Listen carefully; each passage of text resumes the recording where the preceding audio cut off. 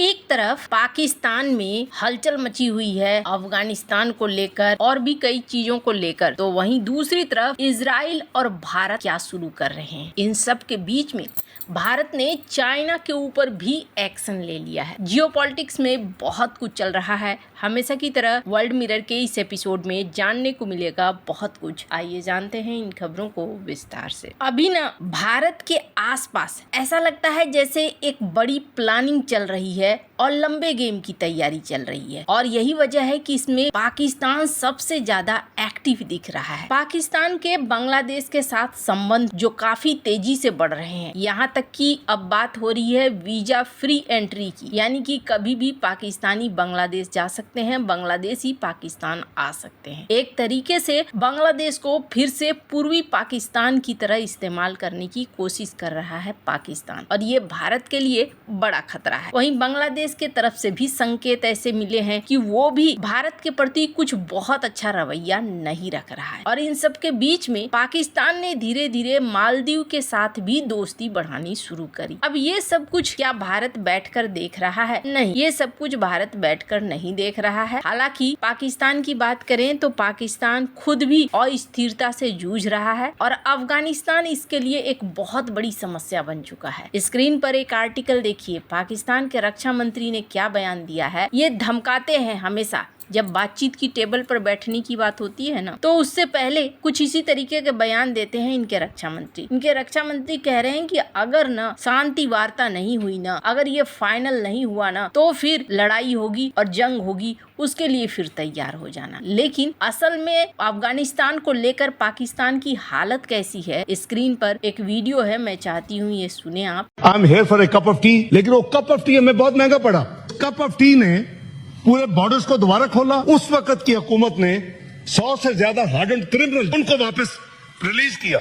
मुझे मुत्तकी साहब की कल 6 कॉल्स आई। आपको सिर्फ एक बात हमने मांगी थी, और ये थी कि आपकी सरजमीन से किसी किस्म की टेररिस्ट एक्टिविटीज नहीं होनी चाहिए। मेरे जैसे जो सपोर्टर है एक इस्लामी मुल्क का, आपके ये इस काम ने मुझे भी इस वक्त ला के साबित कर दिया। उम्मीद है कि इंशाल्लाह ये चीज 6 तारीख को आगे जाए। इसाक डार ने ये बातें अपने पाकिस्तान के संसद में कही है, और ये उस समय के ISI चीफ फैज की बात है जब वहाँ चाय पीने के लिए गए थे, और उन्होंने कहा था कि चाय बड़ी अच्छी है, मैं तो यहाँ चाय पीने के लिए आया हूँ, जैसे ही तालिबान ने कब्जा करा था अफगानिस्तान की गद्दी पर। और अभी ये स्वीकार कर रहे हैं ये हमें बहुत महंगा पड़ा, हम जो सोच कर गए थे वैसा हुआ नहीं, उसके उलट हमारे लिए मुसीबत बन गई है। ये पाकिस्तान की तरफ से सीधे सीधे स्वीकार किया जा रहा है। दरअसल अफगानिस्तान और पाकिस्तान के बीच में अभी कोई शांति वांति हो नहीं पा रही है। इसी बीच ये भी कहा गया कि अफगानिस्तान ने एक तरफ ड्रिल शुरू कर दिया है और भारत ने दूसरी तरफ ड्रिल शुरू कर दिया है, जो पाकिस्तान को लगातार टेंशन दे रहा है। लेकिन ये जो देख रहे हैं ना, ये शुरुआत है, ये लंबा चलेगा। अब मैं क्यों कह रही हूँ लंबा चलेगा, एक आर्टिकल आया और कुछ लोगों ने ये इस बातों को कहा कि क्वाड अब समाप्त हो चुका है, और क्वाड के समाप्त होने का मतलब ये हो गया है कि अमेरिका अपने कदमों को पीछे ले चुका है। और जब पीछे ले चुका है तो कई सारे ऐसे एक्सपर्ट हैं जिनका कहना है कि भारत को अब अपनी सुरक्षा खुद करनी पड़ेगी। और हमने एक चीज नोटिस करा, भारत ना बहुत तेजी से एक्टिव हो गया है। और कैसे एक्टिव हो गया है, तो अभी भारत ने जापान के साथ साझेदारी बढ़ा दी है। इसके अलावे देखने को मिल रहा है कि भारत ने सबसे पहले, ये चल रहा है त्रिशूल एक्सरसाइज, और इस त्रिशूल एक्सरसाइज के बीच में पाकिस्तान बॉर्डर पर जहां ये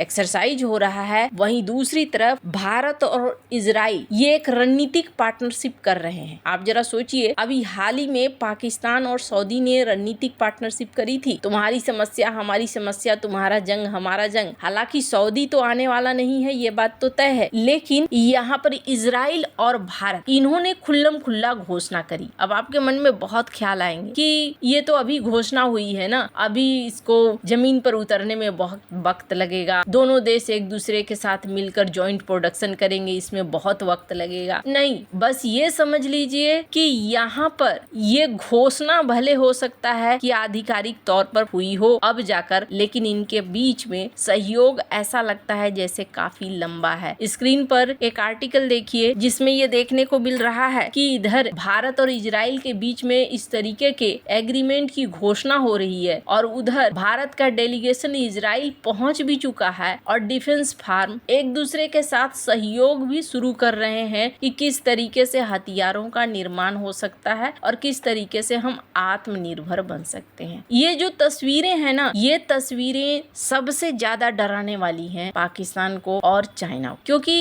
इजराइल वो शक्ति है, मैंने पहले भी कई बार कहा है, जो टेक्नोलॉजी के मामले में माहिर है। अब इसी बीच एक और बड़ी घोषणा इजराइल और भारत की तरफ से की जा रही है और वो घोषणा क्या है? वो घोषणा है कि दोनों अब डायरेक्ट फ्लाइट शुरू कर रहे हैं। डायरेक्ट फ्लाइट शुरू करने का बहुत ही ज्यादा फायदा दोनों ही देशों को मिलेगा, लेकिन इसमें एक किंतु परंतु है और वो किंतु परंतु है ओमान। चूंकि इजराइल के लिए इस वक्त जो रूट बन रहा है वो रूट ओमान के आसमान से होते हुए बन रहा है। ऐसे में माना जा रहा है कि ओमान पर बहुत हद तक निर्भर करेगा ओमान छूट देता है या नहीं देता है। हालांकि इजराइल के साथ ओमान के संबंध चाहे जैसे हो, पर भारत के साथ ओमान के संबंध बहुत अच्छे हैं। ऐसे में माना जा रहा है कि दोनों का जो फ्लाइट है ये एक बार फिर से शुरू हो सकता है। अब इसी बीच ना ये भी देखने को मिल रहा है कि पाकिस्तान और ईरान ये दोनों एक दूसरे के साथ आते दिख रहे हैं। वैसे तो ये कहने के हैं, मैं क्यों कहने को कह रही हूँ, फिलहाल के लिए इस आर्टिकल में देखिए ईरान और पाकिस्तान दोनों काउंटर करेंगे वेस्टर्न और इजरायली खतरों को, लेकिन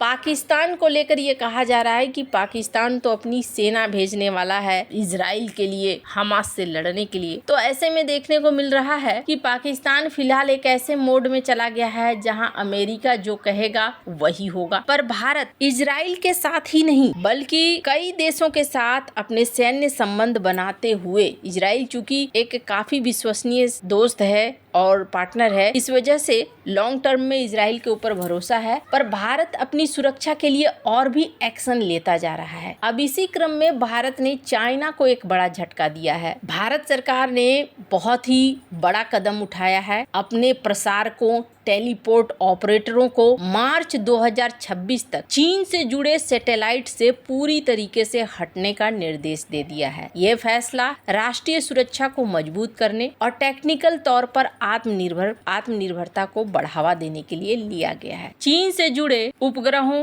जैसे AS6, AS8, AS9 के लिए कोई नई मंजूरियां नहीं दी जाएंगी और जो मौजूदा सेवा है AS5 और AS7 का ये इस्तेमाल करते हैं, ये 2026 तक ही होगा। कहा जा रहा है कि अब जो भी डेटा होगा और कंट्रोल होगा वो भारत में ही रहे। इस वजह से भारतीय सैटेलाइट्स की क्षमता बढ़ाई जाएगी, जिससे स्थानीय अंतरिक्ष उद्योग को भी प्रोत्साहन मिले और साथ ही साथ खुद पर निर्भर रहने की वजह से सुरक्षा मजबूत रहे। वैसे चाइना बहुत तेजी से अंतरिक्ष का सैन्यीकरण कर रहा है। ऐसे में भारत के लिए ये बहुत जरूरी है कि भारत अपने हथियार, अपने सैटेलाइट और अपने डेटा पर भरोसा करे। आपको क्या लगता है इन सब मामले में, आपकी क्या राय है? कमेंट कर जरूर बताएं। जल्द मिलते हैं अगली वीडियो में नई खबर के साथ।